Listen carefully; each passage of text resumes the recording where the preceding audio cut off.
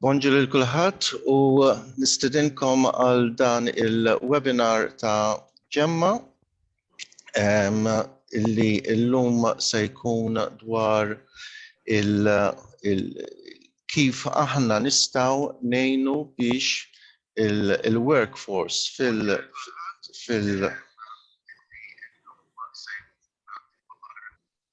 Skużawni, kellna naqra ta' interferenza hemmhekk fis-sound.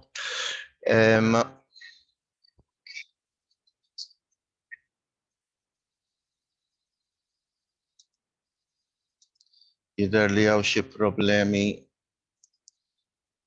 tekniċi dalgħodu.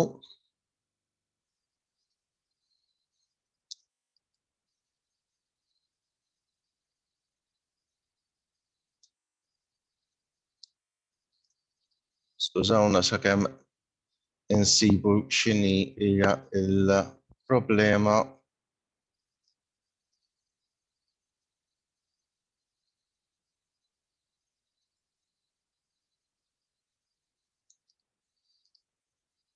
Tajjeb, naħseb illi irnexxinna illi insolvu l-problema li kellna. Mela, għal darb'oħra, bonġi lil kulħadd, illum il-webinar ta' Ġemma se jkun kif nistgħu aħna il-ħaddiema fuq il-post tax-xogħol jkunu biex ngħid hekk iktar financially capable, jiġifieri financially capable fis-sens illi bniedem ikun jaf kif iħaddem flusu aħjar b'mod li jista' jibbudgetja, ifaddal, ikollu xi ħaġa taħt rasu biex kif ngħidu aħna jekk inqala xi ħaġa ma jkollux stress finanzjarju. Miegħi illum għandi panel distint mis-settur ta' assoċjazzjonijiet li jirrappreżentaw l-employers kif ukoll mis-settur tas-saħħa mentali. Nibda billi nilqa' lil Abigail Mamo, CEO ta' the Malta Chamber of SMEs, Joe Farrugia, General Director tal-Malta Employers Association, Marta Sportelli, inawgurawla għal-ħatra riċenti tagħha bħala CEO ta' the Malta Chamber Voice of Industry, u l-Stefania Santimek, CEO ta' Richmond Foundation li hija magħrufa fis-settur tas-saħħa għax-xogħol li tagħmel ukoll anke fis-settur tal-impjiegi. Grazzi Sinjuri u l-għodwa tajba lilkom, grazzi talli ilqajtu l-istedina tagħna għal dan il-webinar. Ovvjament kif qed taraw għandna wkoll David Spiteri Ginger li huwa team leader. David se jkun qiegħed jimmodera biex ngħid hekk il-mistoqsijiet illi intkom tistgħu tpoġġu fil-Q&A jew fiċ-chat u nippruvaw illi nirrisponduhom dak il-ħin kif ukoll forsi jiġbed l-attenzjoni għal xi kummenti li jkunu qegħdin isiru li biex ikunu indirizzati min-naħa tal-panel. Li ser nagħmlu nibdew billi ukoll naqsmu magħkom xi informazzjoni li ġa urejna fil-webinars oħrajn kif forsi wħud minnkom jafu Ġemma għamlet sensiela ta' surveys biex nidentifikaw kif il-poplu in ġenerali qiegħed jimmaneġġja flusu l-household money management surveys matul is-sena li għaddiet, kienet is-sena ovvjament meta konna għaddejjin minn din l-issue tal-COVID. U allura konna qegħdin nittrakkjaw kif kienu qegħdin jirrispondu il-perċezzjonijiet tagħhom il-households Maltin. U wkoll kellna xi informazzjoni li aħna ġibarna dwar l-attitudni tan-nies dwar money management. U naħseb li huwa tajjeb illi narawhom naqra biex ukoll ninkwadraw din id-diskussjoni tagħna llum. waħda mill-affarijiet li aħna konna staqsejna lin-nies huwa kemm pereżempju jaqraw fuq materji ta' finanzi. U dan ovvjament biex jagħtina indikazzjoni ta' l-interess tal-livell ta' interess li hemm biex in-nies jitgħallmu fuq dawn l-affarijiet. U kif qed taraw minn din il-grafika, il-numru ta' nies li b'mod regolari jaqraw aħbarijiet finanzjarji kien huwa ta' xi 33%. Tajjeb li wieħed jinnota li l-etajiet żgħar donhom huma iktar interessati li jfittxu dawn il-materji u dan għalija huwa sinjal forsi inkoraġġanti li dawk li jistgħu jagħmlu xi ħaġa pereżempju fuq il-retirement plans tagħhom qegħdin jieħdu interess f'din il-materja. Ovvjament, iktar ma tikber fl-età, iktar issir diffiċli biex inti tkun tista' tagħmel xi ħaġa in terms of retirement. Però min-naħa l-oħra, il-take-up biex ngħidlek ta' retirement plans li huma over and above dak li huwa available mill-istat jibqa' pjuttost baxx relattivament ma' dak li naraw barra minn Malta, jiġifieri 21% għandhom xi retirement pension plan oltre minn dik tal-gvern. Illi ovvjament jindika li hemm xogħol xisir dan ir-rigward.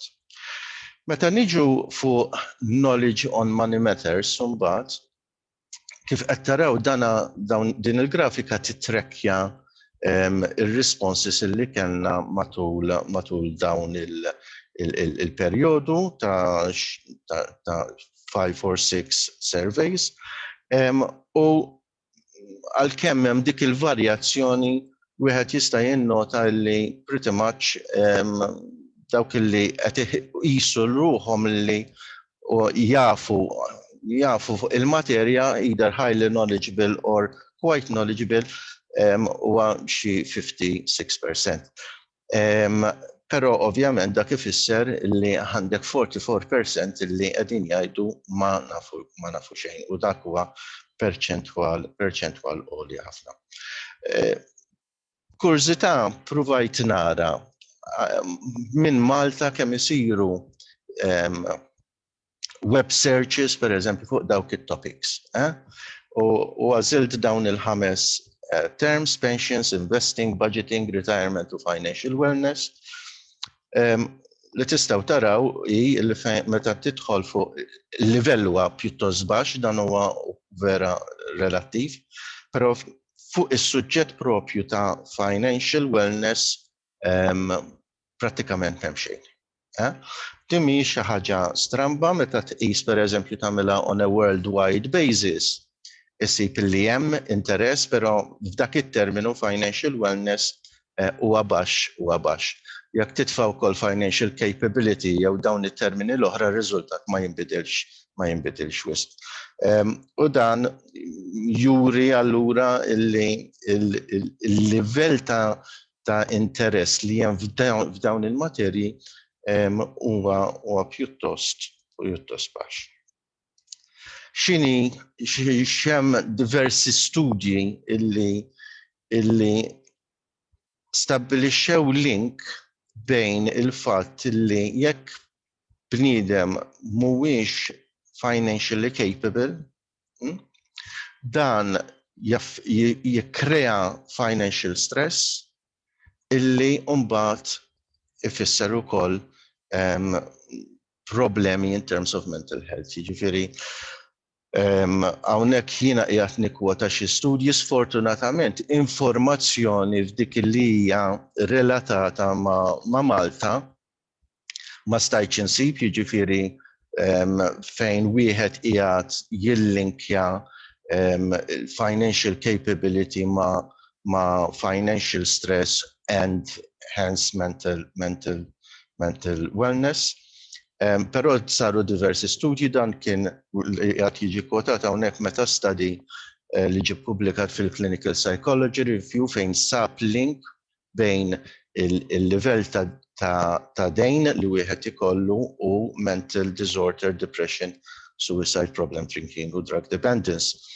Aħna minn dak li l-istħarriġ tagħna meta konna qegħdin narħaw il-Household Management Survey li bħala informazzjoni li għandna li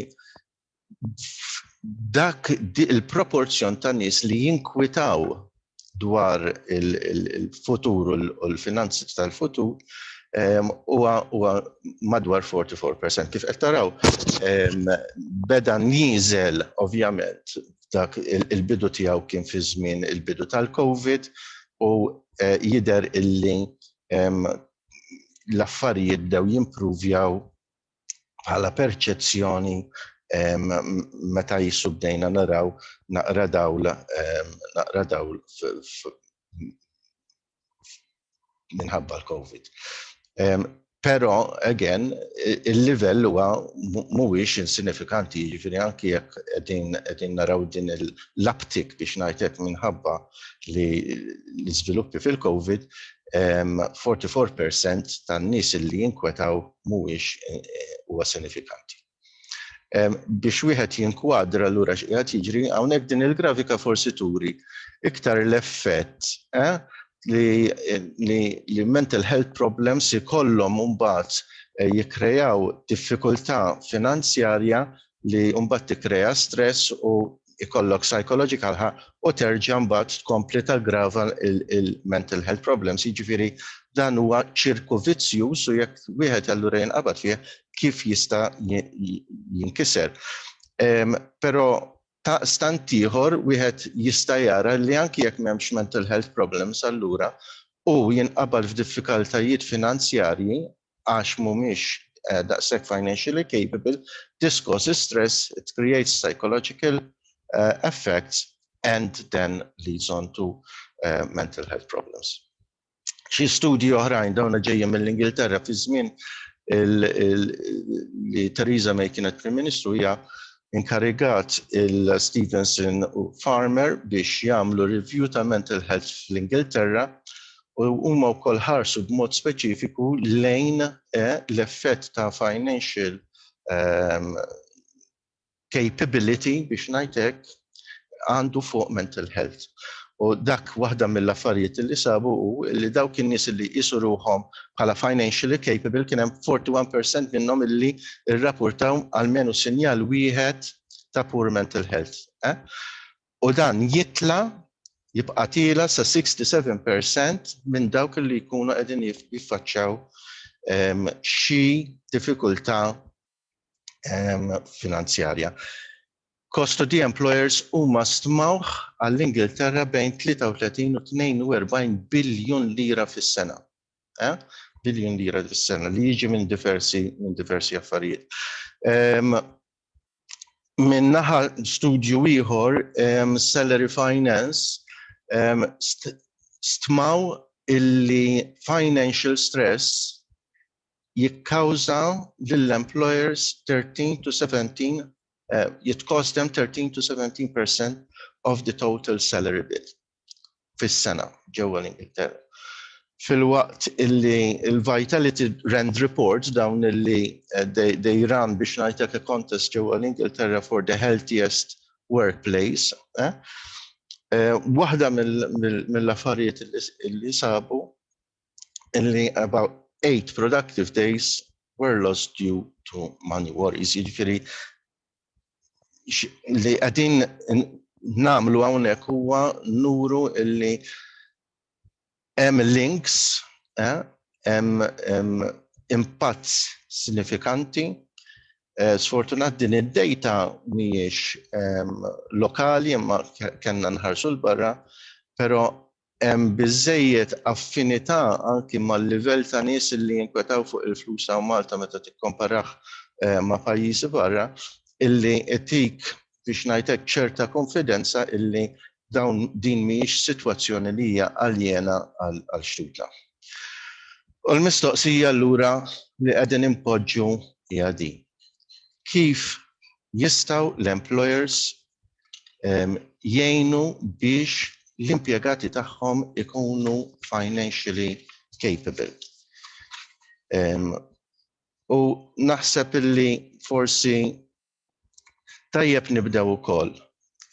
Nisimgħu minn għandek Stefania. Int li għandek dil-vantage point biex ngħidlek illi toffru servizzi l-kumpaniji biex jindirizzaw ukoll mental health biex jgħinu lil ħaddiema tagħhom in terms of mental health. What does it look like out there from your vantage point?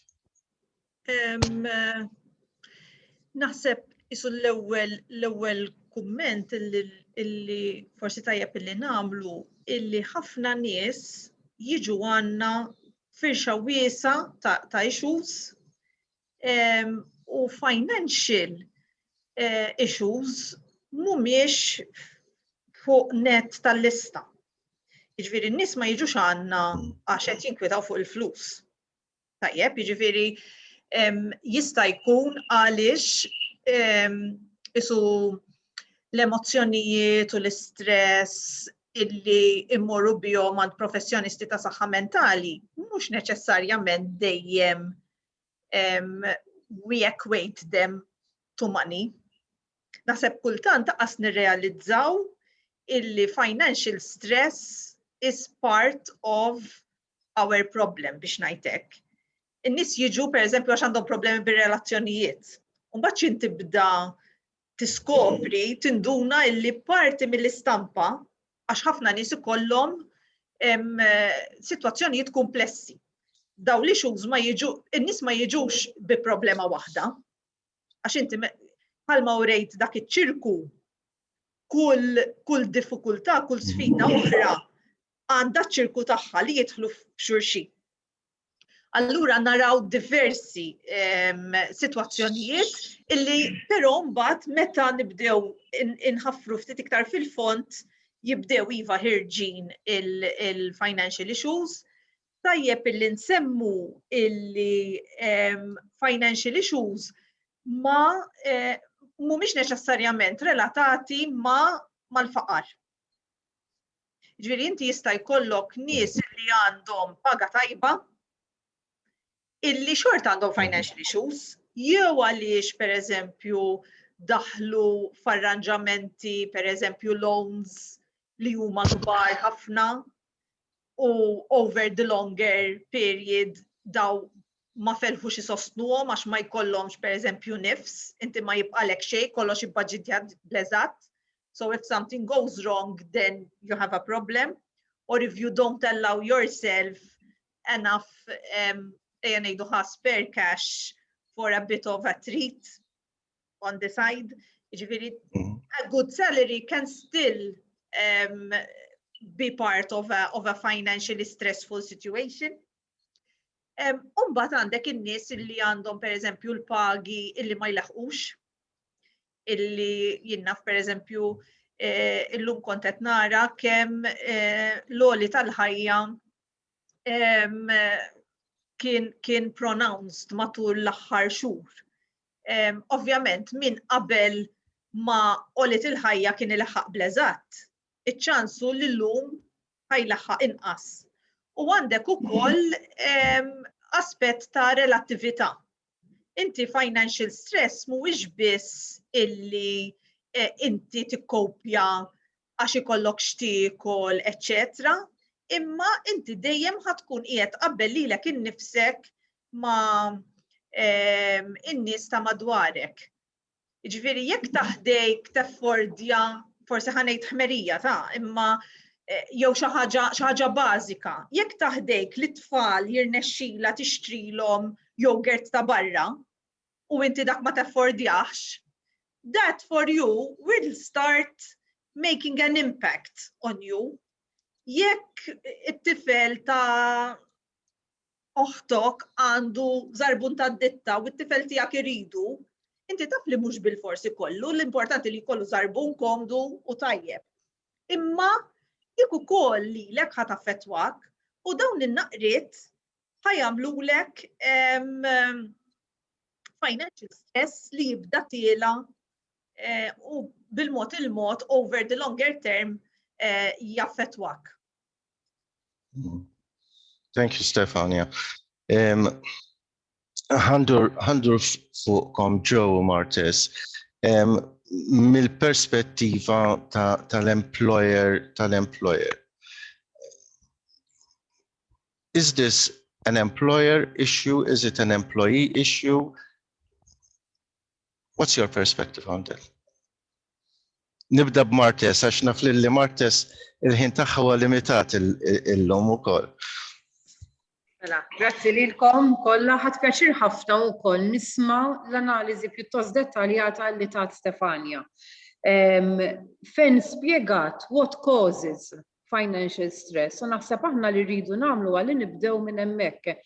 Il-financial stress illi finalment l-employee jiġi bih fuq il-post tax-xogħol, hemm diversi affarijiet illi qegħdin jikkaġunawulu, illi ħafna drabi ikun stress illi ġej minn barra il-post tax-xogħol. Issa, ir-realtà hija illi l-employees iqattaw ħafna mill-ħin tagħhom fuq il-post tax-xogħol, ġifieri spending 8 hours, 5 days a week fuq il-post tax-xogħol huwa ammont sinifikanti mill-ġurnata tagħna kollha.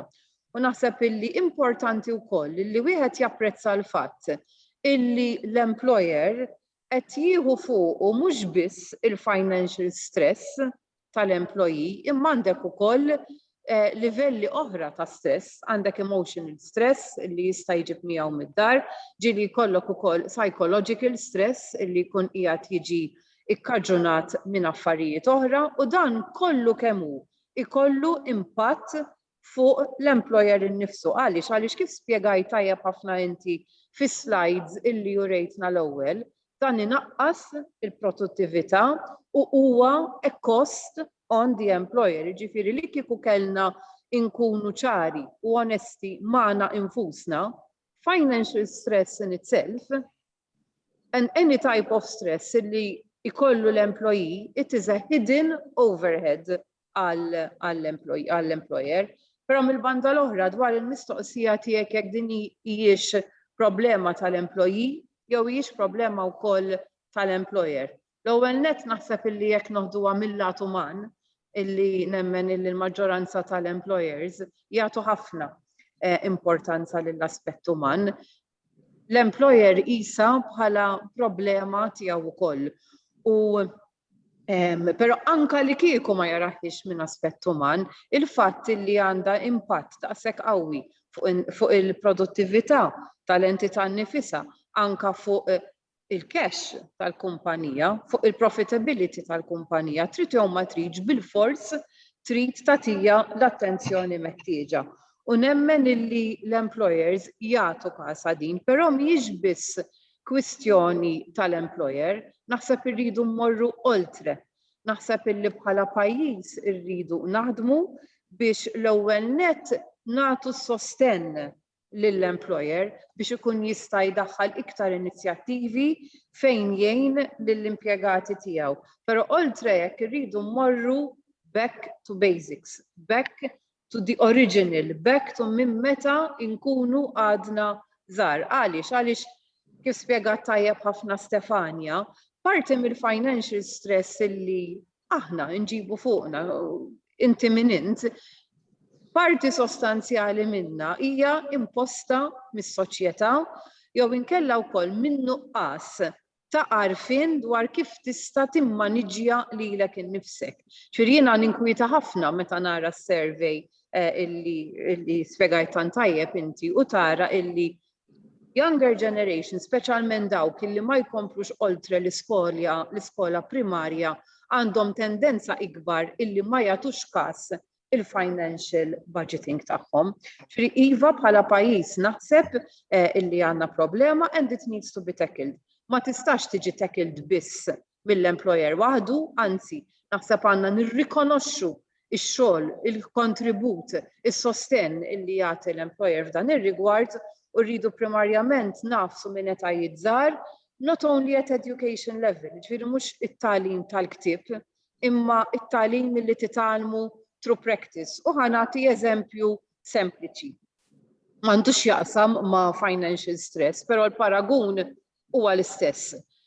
li kieku kellna naraw kif ġi introdott il-waste separation f'pajjiżna għal ġenerazzjoni pjuttost elderly.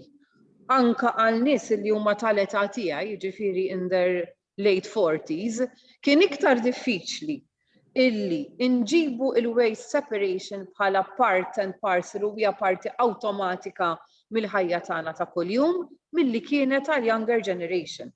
Il-younger generation twildu fija jisseparaw l-iskart, mela għalihom it becomes normal.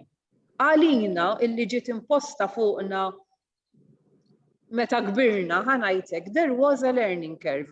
U naħseb illi fejn jidħol il-management ta' financial stress, fejn nitalmu dwar kif nibbaġitjaw għall-esigenzi tagħna, irid ikun ingrained u jsir b'mod naturali minn meta prattikament bħala bnedmin nkunu kapaċi nibdew nassorbu dak li għandna madwarha. Nemmen ukoll li l-associations għandhom rol importanti ħafna bħala chamber qed nagħmlu ħafna xogħol l-istess bħalma naf li qed jagħmlu wkoll kemm l-MEA kif ukoll iċ-Chamber of SMEs, però nimmaġina li fuq dak ikollna ċans nitkellmu wkoll iktar tard. Thank you, Marta. So, punt żgħir fuq dak li semmejt int, l-idea illi l-affarijiet isiru abitudni, habitual. U koll il-konċett illi, per eżempju, financial coaching jimxi fuqu, illi inti biex ngħidlek mhux biss għandek bżonn illi taraf it-teknika, imma mbagħad għandek bżonn is-support biex tidra tagħmel dawk l-affarijiet u hemmhekk fejn jibdew jinbidlu l-affarijiet. Skużawni. Joe, min-naħa tiegħek, min-naħa fuq l-istess tema. Jien naħseb illi Marta samlet intervent tajjeb ħafna u nissef ħafna punti li huma relatati ma' din it-tema. Financial management u l-manager tal-flus hija life skill. U naħseb bħala life skill allura għandha tiġi inkorporata ħafna anki fil-qafas edukattiv illi nagħmlu l-tfal illi jaħsbu il-qudiem u anki illi jistabbilixxu il-prioritajiet. Ħafna drabi l-istress minn għal raġunijiet finanzjarji kif semmiet anki Stefania jiġu mhux biss minn għandu income baxx, imma ġieli ssib nies illi għandhom aċċess għal ammont sostanzjali ta' flus u xorta jkunu stressed out. Waħda mir-raġunijiet tkun illi ma jkollhomx sens ta' priorità. X'inhu huma l-iktar affarijiet importanti. Allura minn fejn kif ħatqassam il-flus.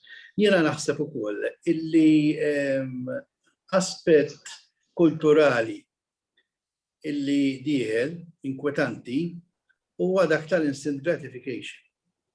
Illi jekk aħna qed nintellaw ġenerazzjoni illi kull ma jaraw huwa l-immedjat, allura kemm fejn dak li jidħol flus u kemm fejn dak li jidħlu aspetti oħra ta' ħajjithom ma jħarsux fit-tul u ma jirrealizzawx kultant illi biex inti jkollok benefiċċji fit-tul u stabilità fit-tul trid tagħmel sakrifiċċji illum. Għax wara kollox, meta qegħdin nitkellmu fuq financial stability, qed inħarsu wkoll lejn foregone consumption. Aħna fl-ekonomija meta nitkellmu fuq savings, hekk nirreferu għalihom. Saving is a foregone consumption. Jiena nista' ngħid nixtri xi ħaġa llum, però nista' niddeċiedi li ngħid isma' floħlhom fuq tant warra xi ħaġa żgħira biex ikolli aktar x'nonfoq il-qudiem, jew ikolli aktar stabilità il-qudiem. Jiena naħseb illi dal-aspett ta' sakrifiċċju u ta' prioritajiet qiegħed jonqos. Qabel il-ġenerazzjonijiet ta' qabilna kienu jqalgħu inqas flus minn ħafna nies illum. Però kont issib illi anke fost l-iktar familji illi huma financially deprived, xi element ta' savings kien ikun hemm. Allora kien meqjus bħala valur illi inti twarrab xi ħaġa żgħira kemmi żgħira. Jiena naħseb dan huwa valur illi irid jiġi imsaħħaħ fis-soċjetà tagħna u valur li għandu jiġi komunikat ħafna mal-ġenerazzjoni żagħżugħa. Iktar f'sitwazzjoni fejn. Jekk naraw pereżempju inti urejt slides anki bil-pensjonijiet u kemm nies qed ikollhom contingencies oħrajn barra il-pensjonijiet. Meta naraw li fil-fatt il-purchasing power tal-pensjoni statali nieżla, allura iktar huwa importanti li dak li jkun jaħseb għal sources oħra ta' income. Li ikolli ngħid mhux bil-forsi ikunu financial, li aħna qed nenfasizzaw forsi hawnhekk financial assets. Imma naħseb trend oħra li dieħla fil-pajjiż hi illi ħafna nies qed jgħidu isma' li jkollu financial assets ma tantx tagħmel sens. Għaliex jew ma jafdawx l-istituzzjonijiet finanzjarji. Anke minħabba l-kriżijiet li kellna ta' 2008 forsi għadhom friski fil-memorja ta' ħafna nies, u anke minħabba jgħidulek low return. Illum pereżempju flus il-bank nafu li ma jirrendu kważi xejn. Allura dak ikun jgħid jien għalfejn qed tinfaddal biex inħallihom hemm u għandi silġa id-dub, din hija dilemma illi ħafna nies jiffaċċjaw u hija waħda mir-raġunijiet. Għaliex għandek shift lejn tangible assets li sfortunatament f'Malta waħda ewlenija fosthom hija l-ġebla. Kważi hemm exchange rate bejn l-euro u l-brick ta' 1:1. Jekk tixtri brick, jekk minn sejjer żbalt, 1 euro.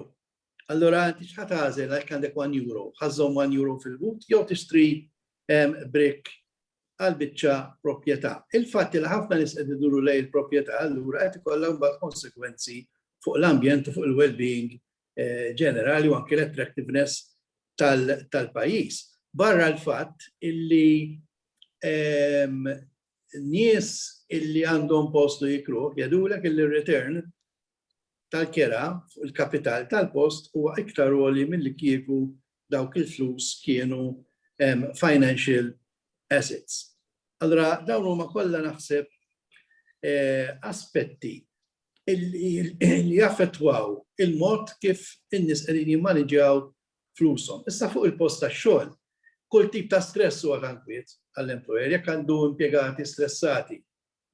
Min forsi għaliex għandu separazzjoni ta' żwieġ, min għax kellu mewt fil-familja, min għax għandu problemi finanzjari, huma x'inhuma. Allura fejn għandek stress, is-saħħa mentali fuq il-post tax-xogħol hija importanti fiha nfisha. Però hija importanti anke mill-aspett ta' produttività wkoll bħalma nafu. Ħafna studji li juru l-impatt ta' saħħa mentali fuq il-post tax-xogħol. Sa l-employer min-naħa tiegħu irid jara x'jagħmel biex dan l-istress ma jkunx iġġenerat mill-post tax-xogħol stess. Sa mill-post tax-xogħol stess jista' jkun l-ambjent tax-xogħol, jista' jkun hemm aspett ta' bullying u harassment fil-post tax-xogħol illi ma jkunx ovvju mill-bidu. Allura ċertu ammont ta' monitoring jista' jkun il-volum ta' xogħol illi qed ikun hemm volum ta' xogħol li ħafna nies mhux qegħdin ilaħqu miegħu. Jista' jkollok nies ġieli li għaddu minn ħafna stress anke meta jiġu promoted, ma jkunux preparati għax-xogħol il-ġdid illi jridu jagħmlu, però barra minn hekk imbagħad kif edna ikollok ukoll sorsi ta' stress illi ġejjin minn barra il-post tax-xogħol illi forsi l-employer ma jistax jinvolvi ruħu direttament fihom, li forsi illi joffri xi forma ta' counseling u jkun juri iktar simpatija mal-impjegat u joffri xi għajnuna, Però is-sors ta' dan l-istress ikun ġej minn barra. U iva ikun hemm każijiet fejn dan is-sors ta' stress ikun finanzjarju, l-ar forma tiegħu naħseb jiena l-ar forma tiegħu u meta jkollok impjegati li għandhom dejn eċċessiv. Illi għal xi raġuni jew oħra jispiċċaw f'xi ċirku ta' użura u meta jkollok hekk mbagħad l-istress isir trement għaliex anki l-persuna tibda tara illi qisu there is no way out. Ikollha dejn illi dejjem qiegħed jikber, dejn illi seta' ġi kkaġunat għal diversi raġunijiet, forsi anke relatat ma' vizzi oħrajn, u hemmhekk is-sitwazzjoni ssir gravi ħafna. Però b'mod ġenerali il-financial stress isir naħseb kif qed nuqqas ta' prioritajiet, inkam baxx fejn nifsu jista' jkollu ċertu stress qed irabbi tfal u għandu paga baxxa u qed jipprova jara kif qed ilaħħaq mal-kontijiet u mal-aspirazzjonijiet tiegħu u anke tat-tfal ikollu stress iktar meta jaraw illi indawn il-familji li forsi qegħdin jgħixu aħjar minnhom. Allura dawn huma kollha naħseb jiena dimensjonijiet differenti ta' din il-problema. Naqaf hawn issa. Thank you, Joe. Ovvjament meta aħna nħarsu lejn family-run businesses, small businesses, hemm naqra ta' differenza minn hekk nara jiena, Abigail, fis-sens li l-overlap bejn il-kumpanija jew l-attività professjonali u dik personali it overlaps, including the finances. Mill din il-perspettiva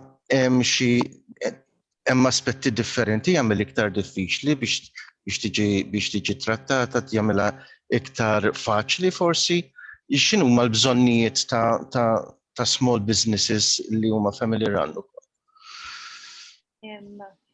Mario, nixtieq nitlaq billi nibda.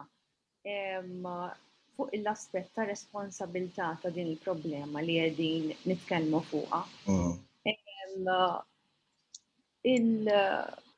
Għandna ħafna istituzzjonijiet f'livelli differenti li huma task b'mod speċifiku li għandhom ċertu tip ta' responsabilità b'mod speċifiku li jindirizzaw dil problema. Semmejna diversi minnhom diġà llum jekk hija fażi li l-bniedem ikun għadu f'età żgħira hija l-edukazzjoni. L-istituzzjonijiet edukattivi huma task li huma jedukaw l-żgħar tagħna kif il-qudiem ħajkunu qegħdin jimmaneġġjaw flushom b'mod tali u r-responsabilità relatata ma' din. Iktar tard xi ħaġa jew ukoll semmit Stefania il-commitments li nidħlu fihom. Jiġifieri il-banek jagħmlu l-investment tagħhom biex huma wkoll jaraw li ma jkunx hemm over commitment, però llum il-ġurnata tant evolvew il-faċilitajiet li għandna li it is still very easy to slip out of these biex ngħidlek safety nets li għandna b'mod awtomatiku. Kemm li diġà semma l-instant gratification u credit cards u affarijiet hekk li they make it easy li you cross the line. U mbagħad ovvjament wara tkun trid tbagħti l-konsegwenzi tal-commitments li inti ma ħadx. Issa min-naħa tal-employer kemm hija responsabilità min-naħa tal-employer. Naħseb iktar idin ngħidu li l-employer għandu interess ġenwin li jara li fejn jidħol il-financial planning tal-impjegati tiegħu u l-stress levels tal-impjegati tiegħu fuq il-post tax-xogħol jipprova jagħti l-kontribut tiegħu biex jindirizzhom. Issa, allura li semmejt inti Mario, fil-fatt hemm daqsxejn differenza fl-istrutturi ta' sizes ta' businesses differenti. Sewwa ġifieri jekk iktar ma jikber il-business, iktar jidħlu f'livell ta' formalitajiet li kultant anka huwa diffiċli li inti tapproachja ċertu topics, li inti mhux posthom li tapproachja ċertu topics b'ċertu mod, b'ċertu informalitajiet għax tidħol fuq affarijiet ta' personal issues, U allura forsi iva hemmhekk kif semma ġew hemm iktar jiddaħħal forsi persuna li mhuwiex parti mill-kumpanija biex jagħti support. Fejn jidħol il-kumpaniji żgħar fejn jidħlu l-businesses żgħar, il-family businesses, il-micro businesses, hemmhekk fejn l-informalità tista' tilgħab rwol importanti. Għaliex aħna nemmnu li daw ikunu jisom barra li jkun family business minnu fih ikunu jisom familja. It is like their second family. Ikunu close ħafna, jiddiskutu problemi, jiddiskutu affarijiet li jifirħu fl-imkien. Jiġifieri naħseb li they would be in a better position maybe to guide, però kultant li jiġrinna li nħarsu lejn l-employer ta' din l-entità żgħira ħafna qisu dak li għandu ir-risposti kollha. Mentri mhux neċessarjament ikollhom ir-risposti kollha, huma stess forsi kultant ikollhom bżonn ċertu gwidi. Xi ħaġa li naraw ħafna fil-family businesses fl-informalità hija ma tkunx ċara fejn jibda il-family business u jispiċċa u fejn jibda l-finanzi tal-familja u jispiċċa. So it is something that possibly something like this in relation to li tibni il-kapaċitajiet tan-nies li huma jkunu jistgħu jippjanaw aħjar b'mod finanzjarju hija mhux għall-benefiċċju tal-impjegat biss, imma għall-benefiċċju anke tal-management żgħir li jkun hemm f'dawn il-kumpaniji. So naħseb li kieku għandna nieħduha bħala opportunità, nħarsu lejn l-employers bħala opportunità fejn nistgħu nindirizzawhom dawn l-issues. Xi ħaġa li rrid tinżid li l-istatistika li qsamt magħna u anke mill-previous sessions li kellna dejjem rajna li dawk il-gruppi li forsi huma daqsxejn iktar vulnerabbli, li forsi huma daqsxejn iktar marginalizzati, huma iktar il-bogħod minn din ir-realtà li aħna nixtiequ ta' financial planning, ta' financial capability, ta' financial empowerment. Aħna wkoll b'mod simili bħala employers meta ġejna biex inħarsu anka kif nistgħu nirrivedu il-minimum wage, iddeċidejna li niffukaw fuq il-pockets tal-impjegati li l-iktar għandhom bżonna din iż-żieda biex ngħinhom jkunu iktar speċifiċi fil-focus tagħna. Allura naħseb l-employers jistgħu jipprovdu bħala postijiet an ideal place for catchment to reach different kinds of employees, to bring them together biex nikkreaw bħalissa fil-fatt din niddiskutu anke ma' Richmond. Metodi ta' kif ħanqajmu ċertu interess nerġgħu wara li għaddejna mill-esperjenza tal-COVID li kulħadd ftit jew wisqata dak il-kuntatt personali. Għax ovvjament jekk inti qtajt il-kuntatt personali dan li qegħdin ngħidu li fil-businesses iż-żgħar inti tibbenefika mill-approach iktar mill-viċin, sfortunatament fi żmien il-COVID dan ma bqajniex nibbenefikaw minnu. Jiġifieri bħalissa din naraw kif ħanerġgħu noħolqu dak il-link bejnietna li jmur il-bot mit-transaction tal-business, li jmur il-bot milli jiena għamilt it-task li I was assigned to, imma m'għandix idea kif kienet il-ġurnata tal-kollegi tiegħi, m'għandix idea li ma tip ta' stresses il-kollegi tiegħi, jiena forsi m'għandix l-opportunità li naqsamha ma' xi ħadd barra il-familja tiegħi. So naħseb li rridu nħarsu lejn l-employers bħala opportunità biex nindirizzaw din l-issue li qegħdin nitkellmu fuq għallum tal-finances u l-istress li din tista' tikkawża f'aspett ikbar tal-kundizzjoni daqsxejn iktar diffiċli li llum għaddejjin minnha li għadna din ngħaddu minnha ta' detachment ta' mental health issues u nindirizzaw nieħdu din l-opportunità li nindirizzawhom anke b'inċentivi adegwati through the employers. Thank you, Abigail. U dan wassalni wkoll biex forsi nibdew inħarsu lejn tip ta' interventi jista' jsir tramite l-employers, jiġifieri jekk wieħed jieħu l-eżempju li naraw barra minn Malta x'qiegħed jiġri. Okay. Unmute. jekk nieħdu x'inizjattivi li qed isiru barra minn Malta minn naħa tal-employers, għandek pereżempju employer sponsored loans, għax ovvjament tajjeb illi tissimpatizza ma l-impjegat li b'daqqa waħda d-dejn tiegħu għal whatever reason sar burden qawwi, imma kif se joħroġ minna u dak illi uħud mill-kumpaniji qed jagħmlu u illi they actually sponsor low interest loans to break the vicious cycle li jkun hemm.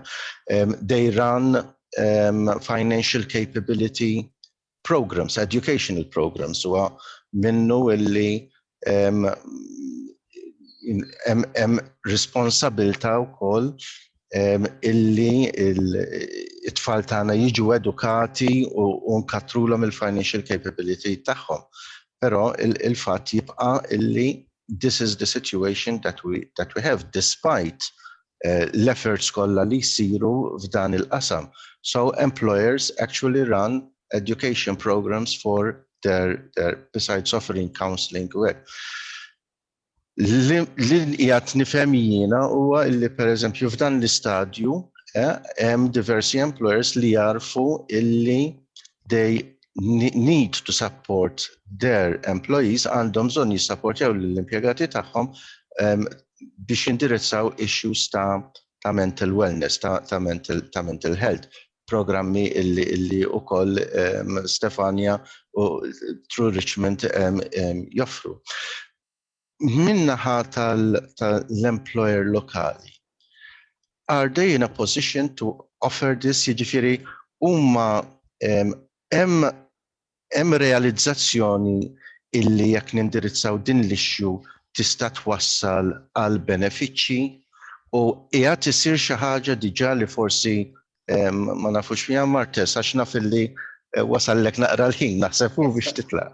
Iva, mela bħala Malta Chamber aħna qegħdin jieħdu rwol attiv fiha din kif nindirizzawha. Fil-fatt bħala Malta Chamber għandna 3 kumitati speċifiċi illi 3 li huma qegħdin jindirizzaw din l-issue.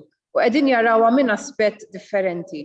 L-ewwel nett għandna il-Kumitat tal-Family Business and Entrepreneurship. Għaliex il-family business fih innifsu huwa challenge għalih. U il-family business ma nistgħux naraw bħal kwalunkwe negozju ieħor, anke il-financial stress illi jgħaddu minnu employees illi huma parti mill-family business, inkluż il-membri tal-familja stess, għandha natura differenti minn employee jew owner ta' business ieħor illi mhuwiex family business. U allura ħassejna li dik li xu għandha tiġi indirizzata speċifikament on its own. Għandna wkoll kumitat ieħor illi qiegħed jiffoka purament fuq wellness and health at the place of work, fejn aħna bħala Malta Chamber qed inħorġu bil-policy documents dwar x'għandu jagħmel l-employer, però wkoll x'għandhom jagħmlu l-istituzzjonijiet ta' pajjiżna. Għandna wkoll kumitat ieħor u dan huwa importanti ħafna illi qiegħed jindirizza l-issue tal-human resources u t-talent għaliex din ukoll hija waħda mill-problemi illi għandha impatt dirett fuq il-financial capability tal-kumpaniji tagħna u wkoll tal-impjegati. U dan issa jwassalni biex norbot ma' dak illi kont qiegħed tajt inti l-ewwel dwar kemm huwa preparat l-employer, x'għandu jagħmel l-employer. U semmejt diversi aspetti illi qegħdin jiġu promoted ukoll barra minn Malta. Per esempio semmejt il-loans illi qegħdin jiġu mejjunin fejn employees jiġu mejjunin mill-employer. Hawnhekk irridu noqogħdu kawti. Għaliex jekk se nagħtu l-impressjoni li għandek l-employer u l-employer ħajsolvilek il-problema, flok se nsolvu l-problema tal-employee, ħankunu qegħdin noħolqu problema ikbar. Mela illum għandna il-problema fejn kulħadd irid the immediate gratification. Għandna il-problema fejn ħafna mill-popolazzjoni mhix kapaċi tibbaġitja, mhix kapaċi taħseb għall-esiġenzi tagħha. Diminit li aħna se ndaħlu f'moħħ in-nies illi tinkwetax jekk għandek problema finanzjarja, għandek l-employer ħajamel tajjeb għaliku. Flok se nkunu qegħdin nindirizzaw il-problema biex il-problema ma nħalluhiex tiġri, nkunu qegħdin nagħtu inċentiv biex tiġi kreata l-problema għaliex imbagħad għandek min isolvijilek. Ġifieri ma naħseb hemm metodi oħrajn x'wieħed għandu jagħmel. Issa nemmen li jkun hemm każijiet ta' eċċezzjoni fejn iva din is-soluzzjoni tista' taħdem. Però m'għandix tkun a proposal across the board u li all of a sudden naħsbu li l-employer ħajsolvilek il-problemi finanzjarji tiegħek. Ejja ma ninsewx ukoll illi il-problemi finanzjarji tiegħek huma problemi finanzjarji wkoll fuq l-employer. Diġà nafu li jitlef minn produttività, diġà nafu semmejt inti li jintilfu 8 ijiem minn fuq kull impjegat fis-sena. 17% tas-salarju, 17% huwa ammont sostanzjali. Però hemm l-aspett pożittiv ieħor tal-Financial Capability Programs. Jien meta nitkellmu dwar Financial Capability Programs nara a two-pronged approach. Financial Capability Program għall-employee. Mela hemmhekk fejn jiggwadanja l-employee b'mod dirett iktar mill-employer fejn inti bħala employer bħala parti mill-corporate responsibility tiegħek tieħu l-iżbriga fuqek biex tgħallem biex tgħin lill-employee kif jista' jimmaniġja l-finanzi tiegħu aħjar. Mhux tal-kumpanija biss, però wkoll tiegħu finanzjarju biex finalment meta jiġi fuq il-post tax-xogħol se jkun jista' jagħti il-100% tiegħu fejn il-problemi tiegħu personali finanzjarji mhux se jkun qiegħed iġibhom fuq il-post tax-xogħol.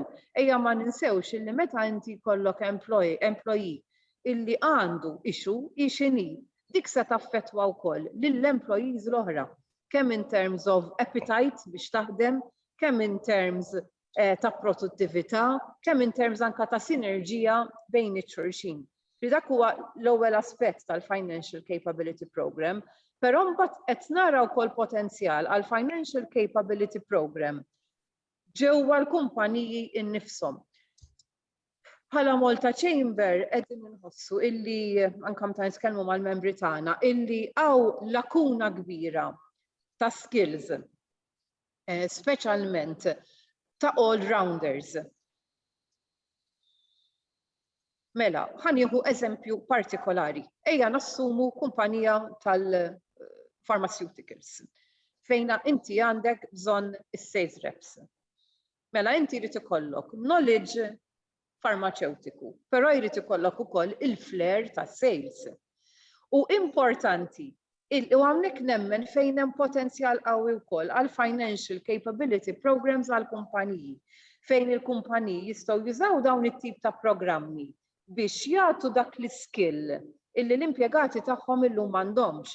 Min jaf kemm huwa diffiċli naħseb kemm ġew kif ukoll Abigail, il-membri tagħhom jgħidulhom l-istess affarijiet illi speċjalment meta tiġi at middle management jew anke top management, diffiċli illi ssib nies illi jkollhom managerial skills, illi jkollhom forsi ftit legal background, illi ftit financial understanding u dan huwa importanti wkoll for the health of the company.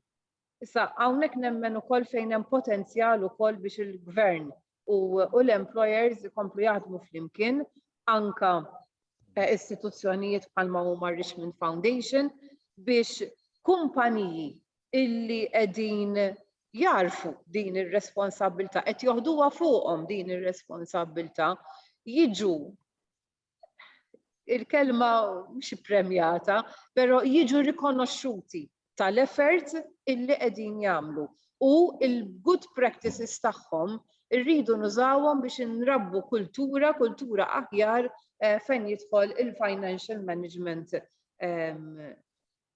tagħna l-kollu xekk. Permetti li Mario se jkolli verament nitlaqa. Grazzi, Martes, thank you ta' nirringrazzjawk illi għalmenu għattajt ftit himmana u samt mana l-opinjoni u l-perspettivi tijak minna ħata Chamber u nittamaw illi kon l-okkazjonijiet oħra fejn nkunu nistaw nilqawk fost il-panels tagħna. Thank you, Martes, nirringrazzjawk. Pjaċira għalija. Grazzi.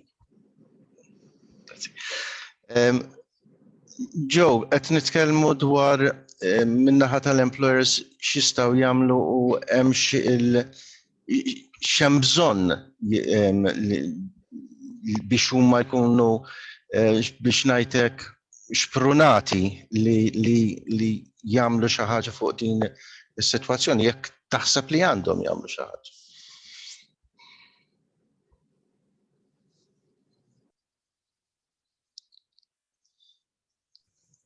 Kaħjar? Nagħmlu distinzjoni bej tipi ta' negozji differenti. Għaliex għandek kumpaniji kbar fejn kollhom HR department, per eżempju, u daw jistgħu jkunu iktar equipped u trejnjati biex l-ewwel nies jarfu fejn il-problemi. U anki li kollhom soluzzjonijiet għalihom ukoll. Aħna fil-fatt bħala MEA waħda l-affarijiet li nagħmlu l-ħin kollu illi fejn kun hemm dak ta' problemi anke jirrikorru għandna. Jew għall-opinjoni jew for a second opinion u nagħtu il-gwida tagħna. Tista' tkun gwida legali, però anke tista' tkun gwida ta' counseling. X'tip ta' azzjoni wieħed jista' jieħu. Imma anke fejn m'hemmx HR department fil-micro enterprises, per eżempju, issib li ħafna minnhom daw l-employer ikollu kważi involviment personali ma l-impjegati tiegħu. Ikun jafhom individwalment. Ikollu rabta kważi ta' familja. Jista' jkun qaċċut ftit ixta' xi ħadd minnhom u dak tip ta' affarijiet. Allura ikun hemm din relazzjoni iktar intima li l-employer iktar iħossu involut.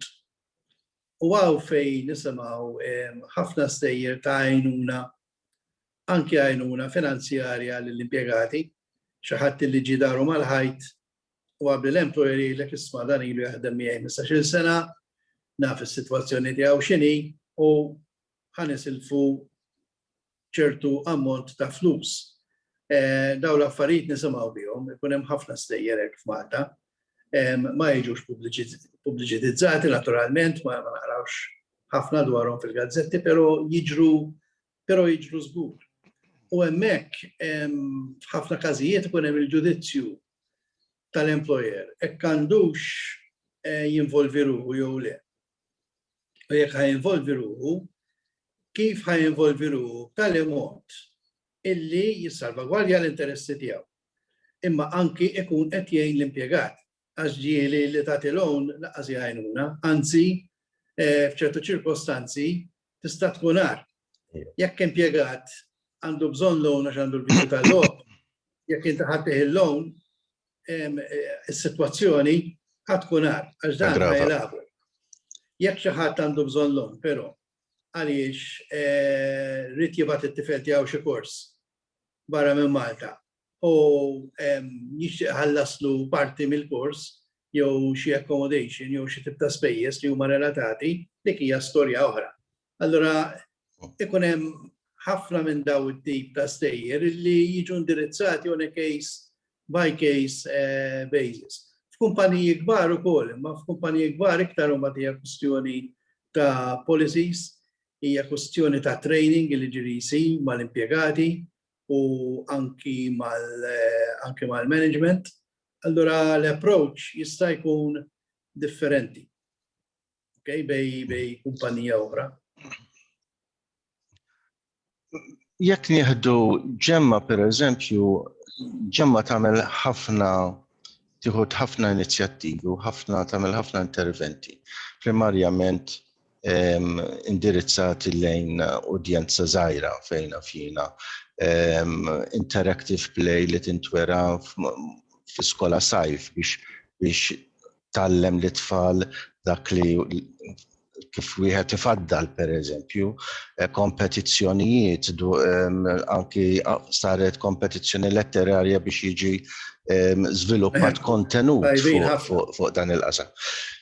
Min-naħa ta' dan l-aspett, pereżempju, mill-perspettiva tagħkom il-koll, Stefania, Bikejlu u Joe, x'interventi pereżempju taħsbu illi ġemma tista' tagħmel biex tissastenja biex ngħidlek tissapportja employers f'dan il-qasam.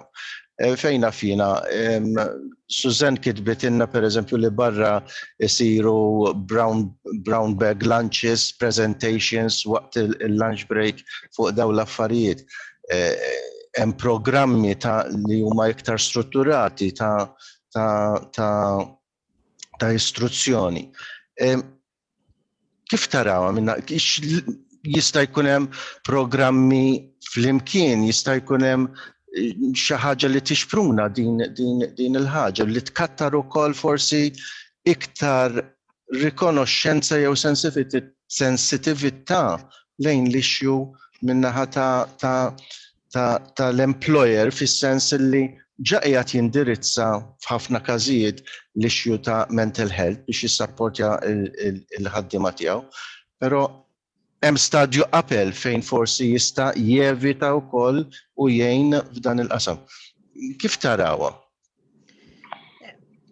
Naħseb li importanti li jkollna varjetà.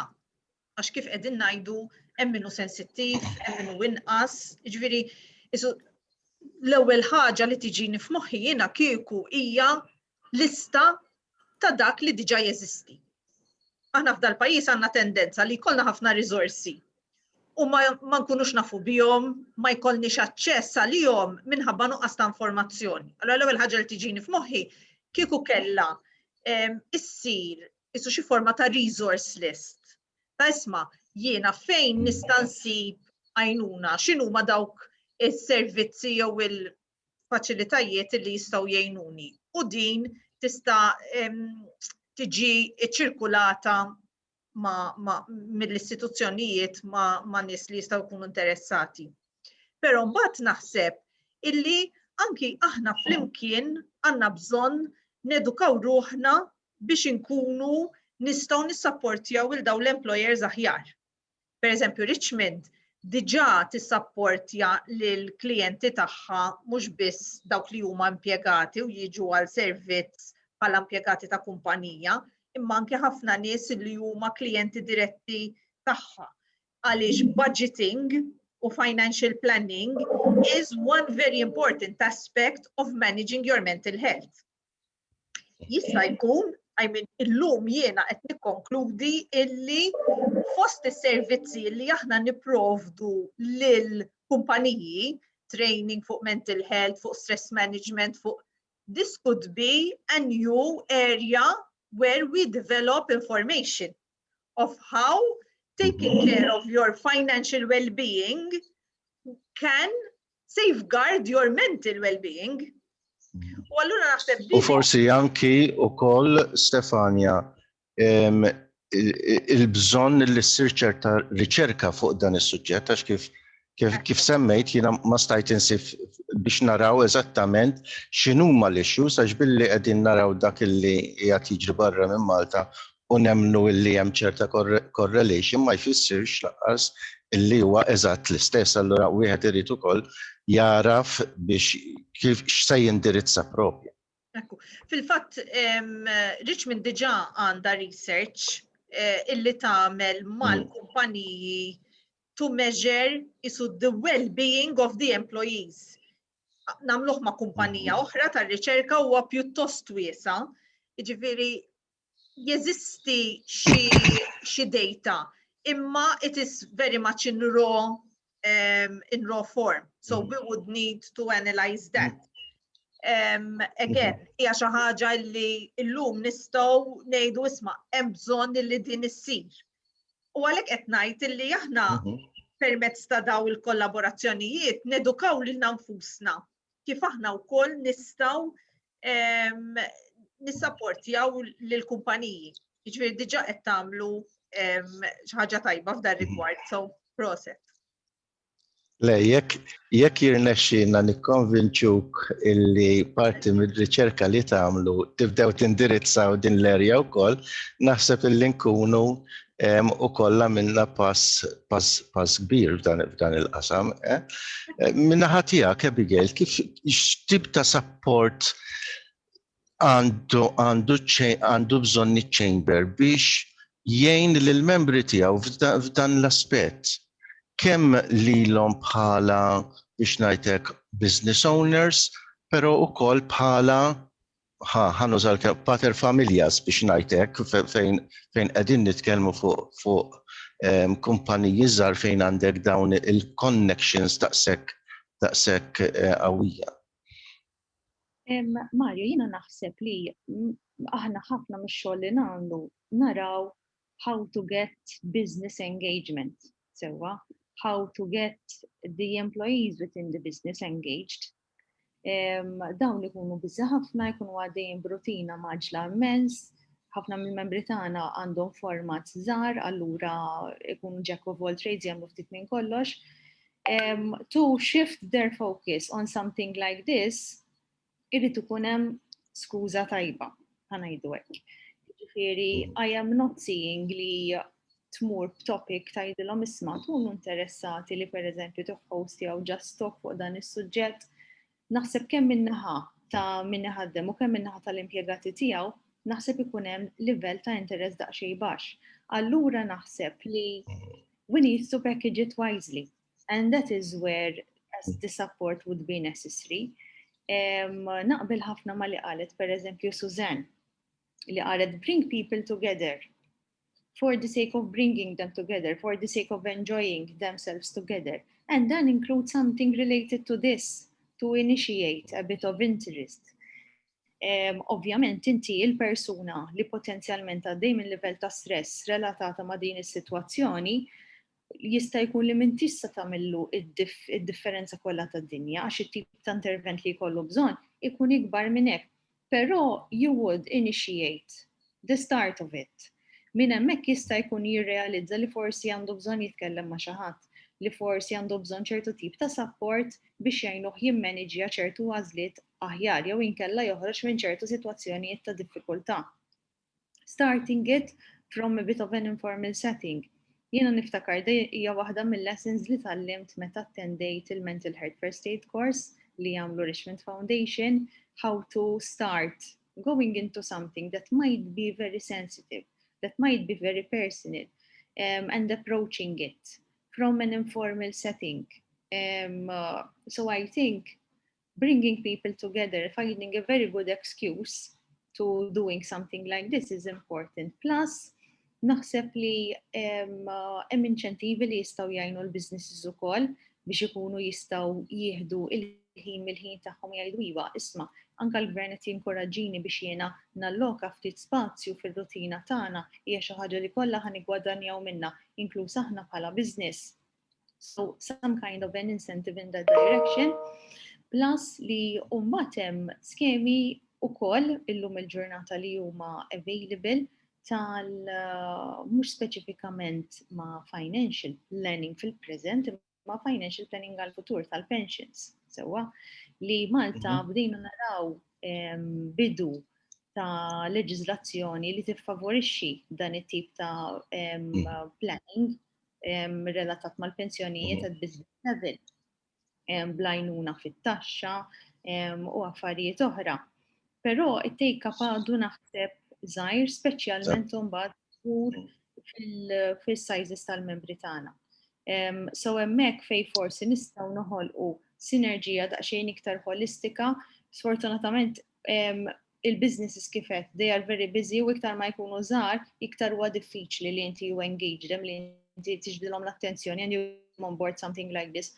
Allura trid tmur inti għandhom, trid letteralment tihom xi ħaġa li vera ħadd tiġbdilhom l-attenzjoni. It won't happen automatically. We need to understand that if we want this target group to be on board, we need to help them come on board more than what we are already doing, being more aggressive.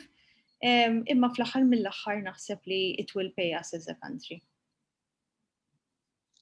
Thank you, Abigail. Joe, minnaħa tijak kif tara li nistaw nixprunaw dal-proċess? Jien naħseb Minnaħa tal-employer, ovvjament.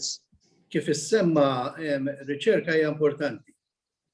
Ir-riċerka biex naraw kemm kbira problema, kemm mifruxa, vuol dire kemm tolqot setturi differenti ta' impjegati forsi b'mod differenti u anke forsi sinerġija bejn istituzzjonijiet differenti, bħal Richmond Foundation, bħal Ġemma, bħal il-unions jistgħu jkunu involuti wkoll, għax din hija ħaġa li naħseb jiena taqa' ħafna taħt ir-remit tal-influenza tagħhom u dwar anki is-servizzi li huma jistgħu joffru lill-membri tagħhom tista' tkun source ta' value added fil-membership tal-unions u naturalment l-employer ukoll.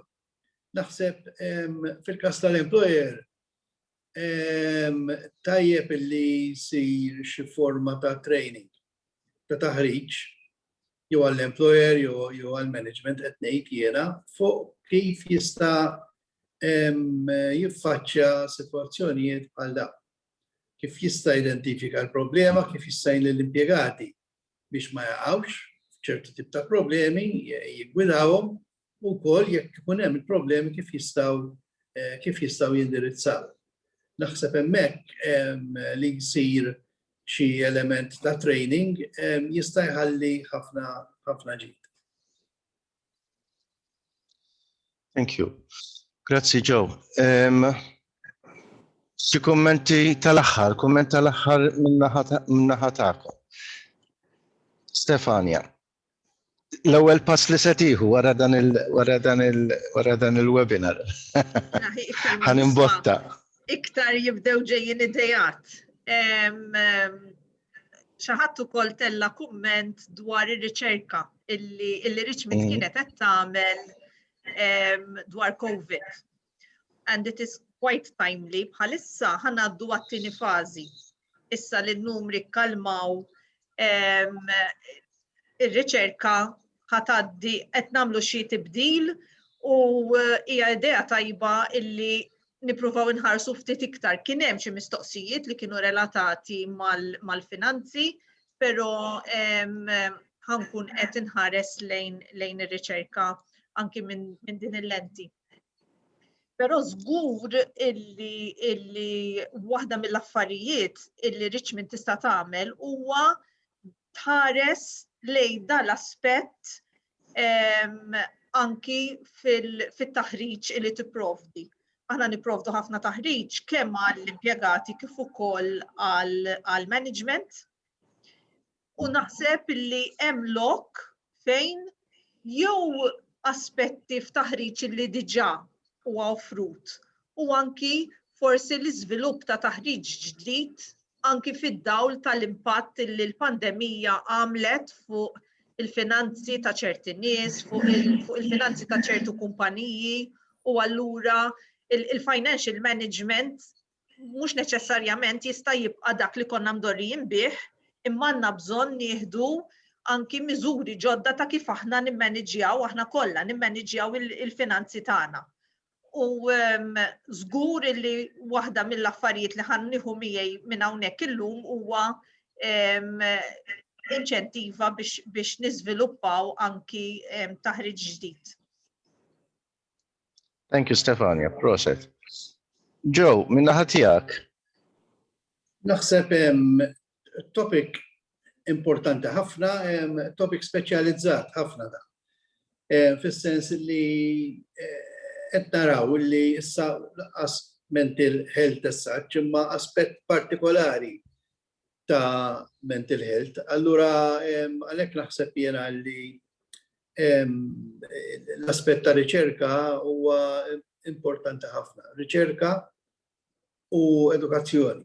Edukazzjoni li tibda minn bidu minn età żgħira imma iva naħseb illi anke fuq il-post tax-xogħol xi wieħed jista' jagħmel biex l-impjegati u kultant anke lill-employers għax ma ninsewx financial stress anki l-employer jgħaddi minnu.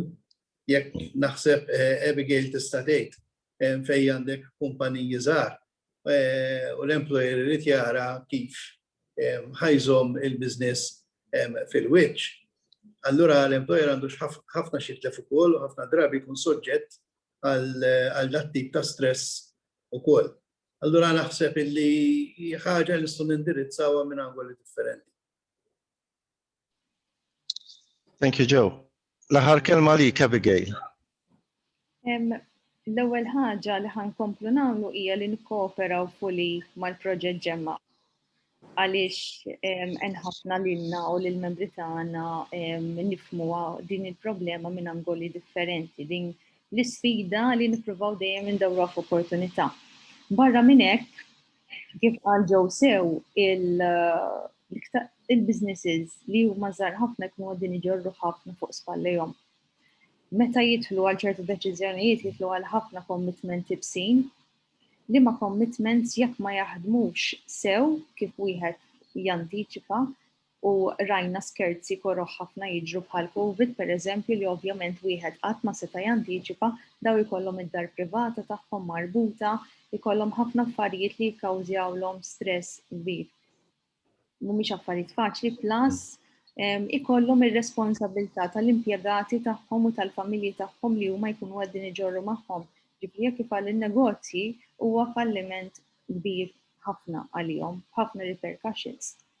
ċaħda li ħankunu għedin namlu fi żmien qarib ħafna fil-fatt wasalna biex nagħlqu il-pjanijiet u blajnuna ta' kemm botta David Peter Ġinġel għal proġett bħal dan hija li ħankunu għedin nittargetjaw is-self-employed fil-fatt. Ħankunu għedin nittargetjaw is-self-employed bi programm ta' taħriġ ta' kif huma jistgħu jippjanaw aħjar il-finanzi tagħhom li jinkludi kif huma ma jaġlux kultant, kif huma jagħmlu pjanijiet tajba, kif huma anka jaħsbu fuq commitments ta' taxxa li jridu jagħmlu tal-NI biex imbagħad ma jinqabdux fuq siq waħda meta forsi l-affarijiet ma jibqgħux sejrin daqshekk tajjeb. Ħankunu qegħdin inħarsu lejn dan is-suġġett b'mod pjuttost holistiku u dik hija lan li ngħinu lil daw is-self-employed biex ikunu on a better footing biex jieħdu deċiżjonijiet li ħajkunu inqas stressanti għalihom u li ħatwassal il-business tagħhom ikun f'livell iktar b'saħħtu. Din hija waħda minn ammont ta' inizjattivi li qegħdin naħdmu fuqhom bħalissa u looking forward biex naraw mbagħad biex ħajsara bħala frott. Tajjeb. Grazzi, naħseb illi din id-diskussjoni mhux tal-li kienet interessanti imma jidher li hemm mhux biss il-volontà imma attwalment l-intenzjoni illi inkomplu biex nieħdu azzjonijiet speċifiċi għax fl-aħħar mill-aħħar dak huwa importanti li nkunu nafu x'se nagħmlu biex nindirizzaw dan l-issue. Jiena ma fadalli xejn biex nirringrazzjakom, Stefania, Abigail, Joe, nirringrazzja wkoll il-Martes li kellha titlaq naqra kmieni u il-David illi sparixxa nispera li ma ħaddoħx l-aljeni hemmhekk għax kull ma aħna qegħdin naraw il-kamera illi jena fil-background biex nkunu nistgħu nindirizzaw xi mistoqsijiet u kummenti li ħarġu miċ-chat. Grazzi lilkom il-koll u nittama li fil-firtur qal-qrib ikollna okkażjonijiet oħra biex niddiskutu aspetti oħra ta' dan il-topic u barra minn hekk nawguralkom ħidma tajba f'dan it-topic. Grazzi lil kulħadd. Thank you.